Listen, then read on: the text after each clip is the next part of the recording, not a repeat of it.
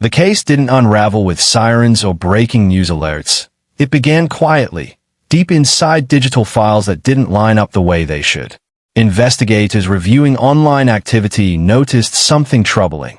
A popular live stream covering an active investigation appeared to be doing more than just commenting.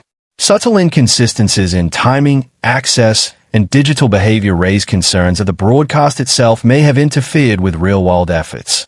That realization set everything else in motion. Before we go any further, hit the subscribe button and turn on your notifications so you don't miss first-hand updates on this story and others as they continue to develop. Behind the scenes, prosecutors moved cautiously. There was no public announcement, no dramatic court filing splashed across headlines.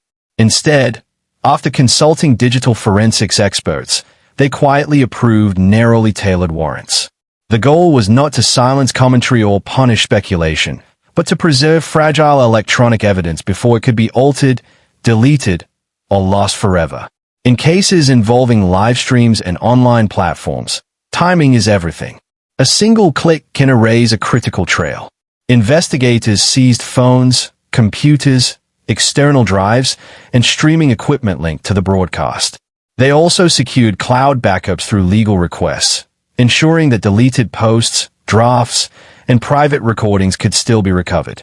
Financial records were included as well, not because money alone proves wrongdoing, but because digital payments create timelines.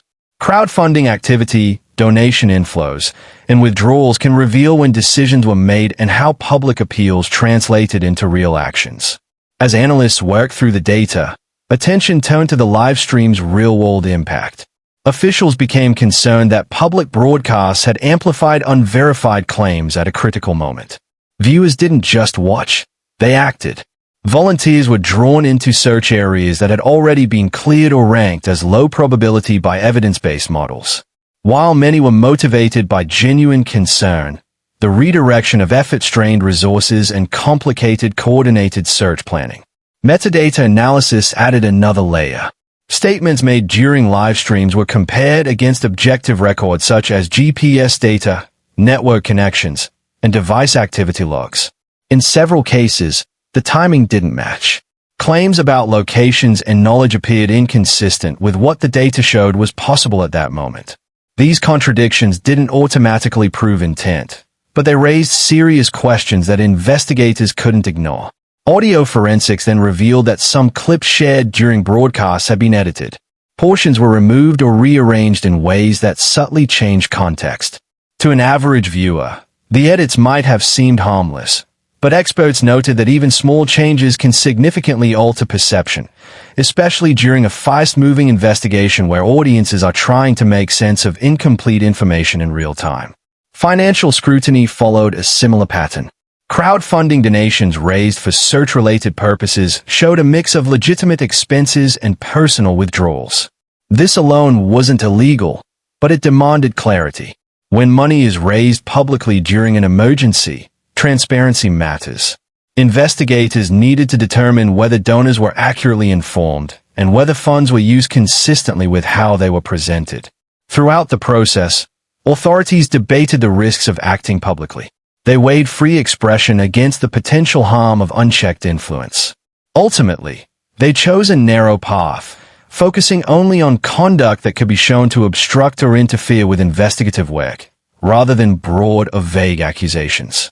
The seized data allowed analysts to reconstruct a detailed timeline.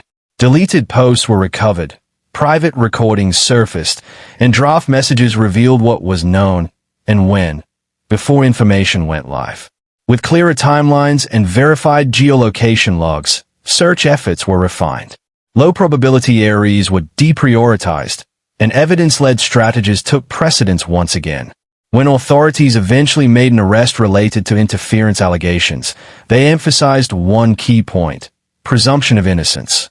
The arrest addressed alleged actions around obstruction, not guilt in the underlying case. Officials made it clear that the legal process would determine the outcome, not online speculation. This story underscores a powerful reality of the digital age. Live streams and online platforms don't just reflect events, they can influence them. When information spreads faster than verification, Even well-meaning actions can have unintended consequences.